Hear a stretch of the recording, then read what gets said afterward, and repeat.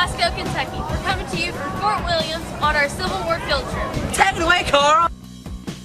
Very nice job by the Scotties introducing our penultimate program. In just a few minutes, we're going to talk about a student science project that's out of this world. First up today, some election results.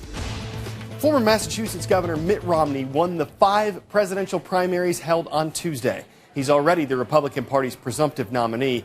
The big news was in Wisconsin, where Republican Governor Scott Walker was facing a recall election. Recalling a governor had only happened twice before in U.S. history. Tuesday night was not the third. Governor Walker beat Milwaukee Democratic Mayor Tom Barrett, the same opponent he beat when Governor Walker was first elected 2 years ago. Walker talked about the message that he believes this week's victory sends. Tonight we tell Wisconsin, we tell our country, and we tell people all across the globe that voters really do want leaders who stand up and make the tough decisions. Mayor Barrett promised to work with Governor Walker to try to bring the state together. He encouraged his own supporters to stay involved in the political process. Please, please, remain engaged, remain involved, because we will continue to fight for justice and fairness in this city and this state. A lot of political analysts were paying attention to this recall vote because they thought it might foreshadow national elections later this year. One analyst, Joe Klein of Time magazine, offered his opinion about the results of Tuesday's vote in Wisconsin. I think that what this election says is this: people don't like gimmicks. Scott Walker was elected 2 years ago. He tried to govern according to the way he saw fit. He did nothing illegal, and the public employees unions, who are used to getting their way, didn't like it, and they tried to unseat him. And it's kind of like when the Republicans tried to impeach Bill Clinton in the late 1990s. The public saw it as just a tremendous waste of time and money. My fellow Americans, last night when I spoke with you about the fall of Rome, I knew at that moment that troops of the United States and our allies were crossing the Channel in another and greater operation. It has come to pass with success thus far.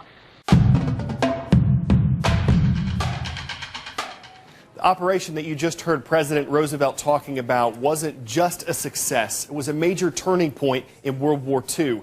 It was called Operation Overlord, but most people know it as D-Day.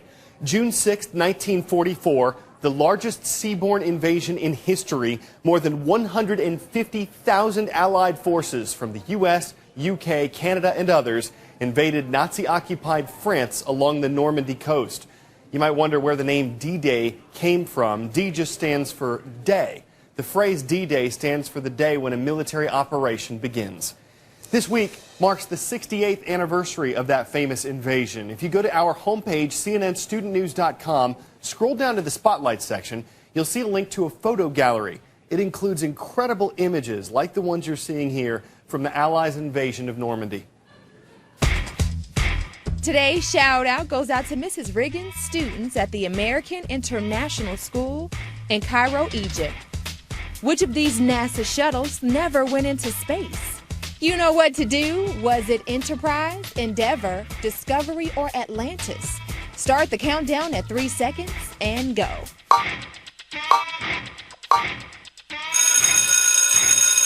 Enterprise was the first shuttle, but it was only used for tests.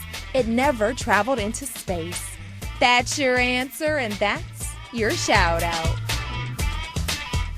May not ever have made a trip into space, but Enterprise is still making history. NASA retired its space shuttle fleet last year. The 4 vehicles are heading to different museums around the country, and Enterprise is the first space shuttle to land on an aircraft carrier. The vehicle's new home will be on board the Intrepid Sea, Air, and Space Museum. In order to get there, Enterprise had to travel on a barge down the Hudson River. It didn't make the trip alone. You can make out the shuttle in the middle of this floating convoy. And check out that island that Enterprise just passed by. That is the Statue of Liberty, welcoming the shuttle to New York City. These folks aren't at an outdoor 3D movie, but they are using special glasses to check out something we reported on earlier this week. It's an event that is truly once in a lifetime because it won't happen again for more than a century. We're talking about the transit of Venus.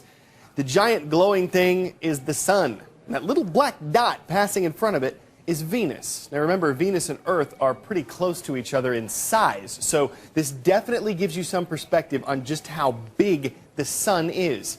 One person who watched the transit in California said it was like watching grass grow, but he added, quote, "If you were told that grass only grows every 100 years, you'd probably want to watch it."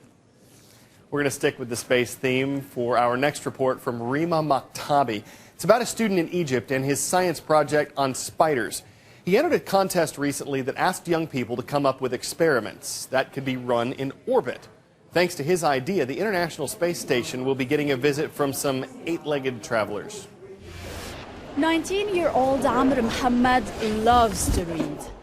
There's certainly plenty to choose from here at the Library of Alexandria. Right now, he is looking for a book on spiders. Spiders, 134. Jumping spiders, to be exact. They do not build webs. They approach their prey, and when at a reachable distance, they jump and kill it with its jaws. That's how they hunt on Earth, of course. But what about in outer space? This young Egyptian is on a mission to find out. Hello, my name is Amr. Last year, Amr uploaded this home video to the web. He entered it into Space Lab, a YouTube competition launched to inspire students in science and space. Winners get a big prize.